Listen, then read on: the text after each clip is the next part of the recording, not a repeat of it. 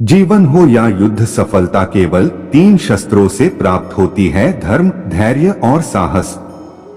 जिस पथ पर ईश्वर को छोड़कर कोई भी साथ ना दे तो समझ जाइए जो होने वाला है वो साथ देने वालों के बस की बात नहीं है। जय Shri Krishna. Welcome to my channel Kartik Katha. दोस्तों, आज हम पैसा कैसे कमाए और पैसों की कीमत क्यों करनी चाहिए, ये इस छोटी कथा से सीखेंगे। कथा में सूरज का एक 22 साल का लड़का था। वो अपने परिवार के साथ गांव में रहता था। उसके पिता मजदूर थे। वे पूरा दिन मजदूरी करते थे और इस तरह से उनके घर का गुजरा चलता था। सूरज पिता की ये हालत जानते हुए भी कुछ नहीं कमाता था और अपने दोस्तों के साथ खेलता गप्पे करने में पूरा दिन कुछ काम किए बगैर ऐसा ही गुजरता था। वो कमाने की बजाय अपने पिता के पैसे लेकर फिजूल खर्च करता रहता था।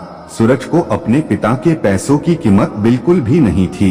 एक दिन पिता ने बेटे को बुलाया और कहा कि तुम्हें भी अब हमारे घर की जिम्मेदारियों के बारे में सोचना चाहिए और ये फिजूल खर्च करने की बजाय थोड़े पैसे कमा के घर में देने चाहिए। बेटे ने बोला, इसमें कौन सी बड़ी बात है, ये तो बहुत ही आसान है।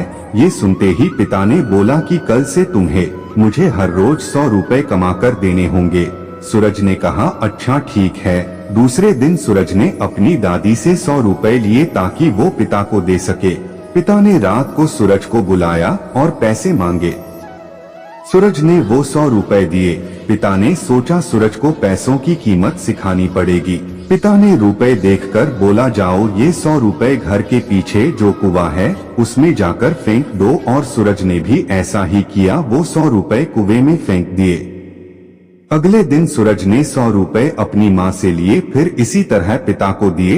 इस बार पिता ने कहा, ये 100 रुपए बाहर जाओ और कुएं में फेंक दो। सूरज ने इस बार भी ये रुपए कुएं में फेंक दिए। कुछ समय ऐसा चलता रहा। सूरज अपने दोस्तों और रिश्तेदारों से 100 रुपए मांगता था और अपने पिता को देता था और उसके पिता हर रोज वो रुपए कुएं में फेंक दो वैसा ही बोलते थे। सूरज भी हर रोज इस 100 रुपए को कुएं में फेंक देता था।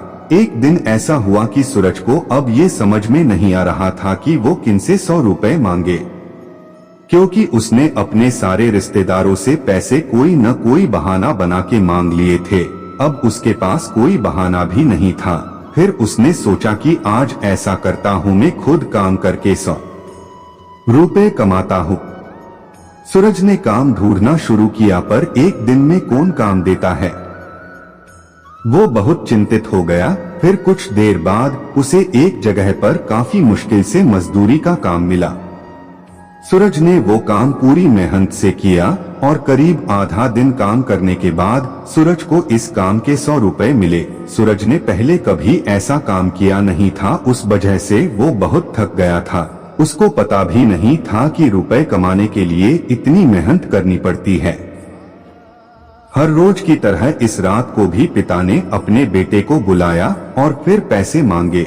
जब सूरज ने पैसे दिए तो पिता ने कहा कि जाओ इस पैसे को बाहर जाकर उस कुएं में फेंक दो। इस बार ये सुनते ही सूरज बहुत चिल्लाया और कहा, ऐसे कैसे मैं इन रुपयों को कुएं में फेंक दूं, मैंने ये पैसे बहुत मेहनत करके जमा किए हैं। इस वक्त सूरज बहुत ही गुस्से में था। ये सुनते ही पिता ने मुस्कुराते हुए बोला, बेटा मैं तुम्हें यही सिखाना चाहता था। आज तक तू 100 रुपए बड़ी ही आसानी से कुएं में फेंक देता था, क्योंकि वो तुम्हारी मेहनत के पैसे नहीं थे। अब तक तुम मेरे कमाए हुए पैसों से फिजूल खर्च करते थे, तभी मुझे भी ऐसा ही गुस्सा आता था। ये सब होने से सूरज को पैसों की कीमत होने लगी और वो भी अपने पिता को घर में पैसे कमा के मदद करने लगा।